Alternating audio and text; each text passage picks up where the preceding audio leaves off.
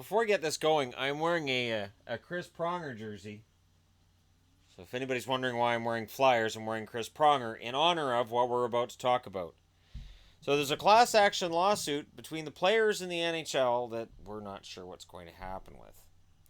With their final chance to argue the National Hockey League concussion lawsuit should be a class action, lawyers for the former players spotlighted a years-long email trail they said proves the league is willfully negligent with its approach to head injuries. I've discussed this before.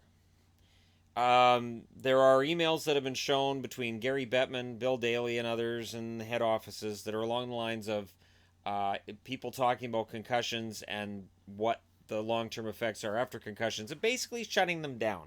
So when Kerry Fraser came out and said, we don't think or I don't think the NHL does enough, Daly and Bettman were like, are we paying him a pension of some sort? Can we cut him off? Can we at least let him know that we might cut him off if he doesn't shut his mouth?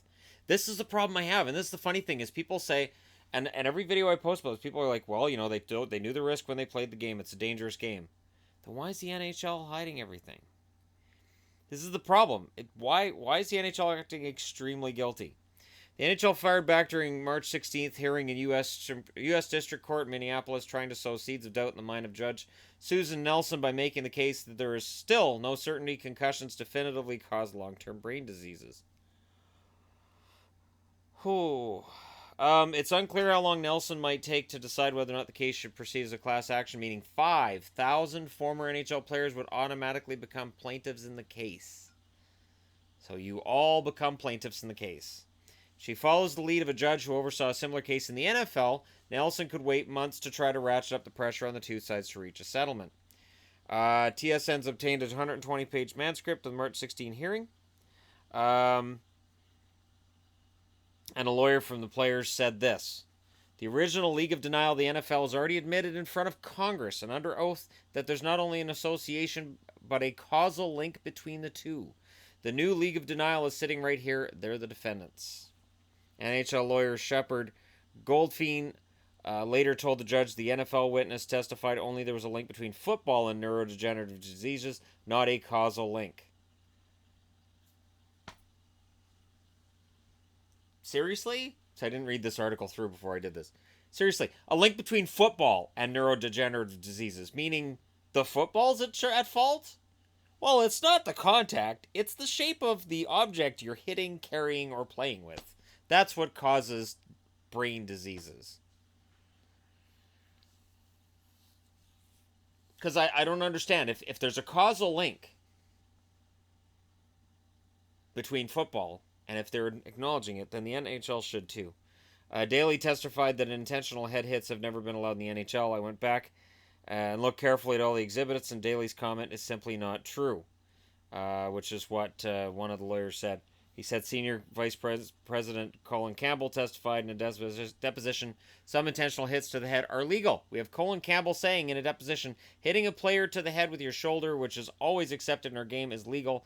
This is a legal hit that has always been in our game for 100 years. And that's true. Scott Stevens famously came through and plowed guys. If you're, the trolley tracks right across that blue line. And if you got your head down and you're admiring your pass, Scott Stevens is going to come in and smoke you. And there were other guys that would too. Darian Hatcher could come in and smoke you too. There were a lot of defensemen that could do it. And you'd hit the guy in the head, but it wasn't deemed an illegal hit. Because yes, you hit him in the head, but he had his head down, so his head's forward. There's no other really point that he can hit. Yeah, no, I remember this. When the NHL Players Association in 2009 proposed a ban on targeted head hits, the NHL at that point said no, they didn't like that idea. He told Nelson the NHL calibrates the entertainment value of its game and has commissioned 5 separate studies to understand how fans feel about fighting in the game. It was March 9th of 2009. NHL President of Media Relations Frank Brown said, "It's about ticket sales. Fans stand up twice a game, when we score and the buzz in the arena when there's a scrum." We have numerous emails from Stephen Walcom, twice the director of officiating for the NHL, saying, "We sell hate, we sell violence." Saw some of that at a WHL game last night, and I gotta say, it is entertaining. It is. When teams really hate each other, it's very entertaining. Uh, Greigel told Nelson that Dr. Ruben Ekamendia, the chair of the NHL's concussion study group, repeatedly suggested to Daly and NHL lawyer Julie Graham the idea of doing such a long-term study on the mental health of retired players. I realize that bringing this topic up is akin to touching the third rail, and this is the issue of long-term consequences of head injuries and the relationship to dementia, CTE, and depression, she wrote to Daly on August 2nd, 2012. And what happened there? Nothing. The NHL didn't do it. So this is where I bring this up. So I will link to this article in this video, but here's again, I will restate my opinion. If the NHL knew there was an issue, and if the NHL is aware that there's an issue, and they willfully did nothing, it's sort of like you go out in your car next week, you're in a car accident, you know there's a risk of a car accident, but what you didn't know was the airbag didn't work.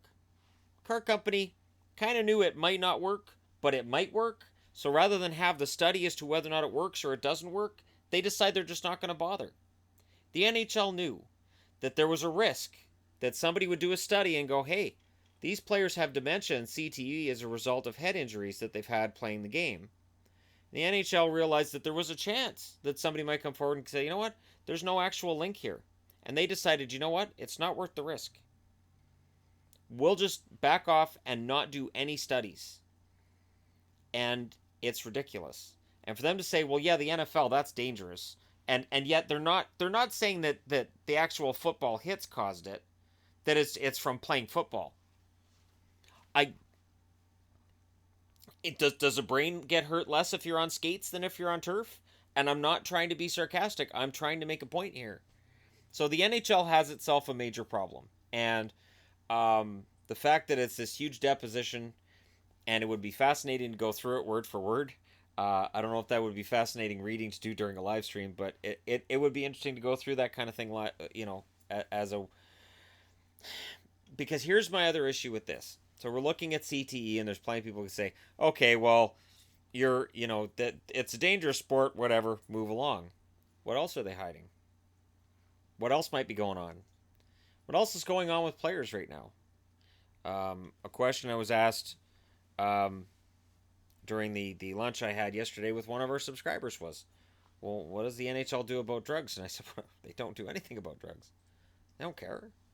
They state that it's not a problem. I've heard Gary Bettman say we've never had a positive test, there's no drug problem in the NHL. I've heard him say it.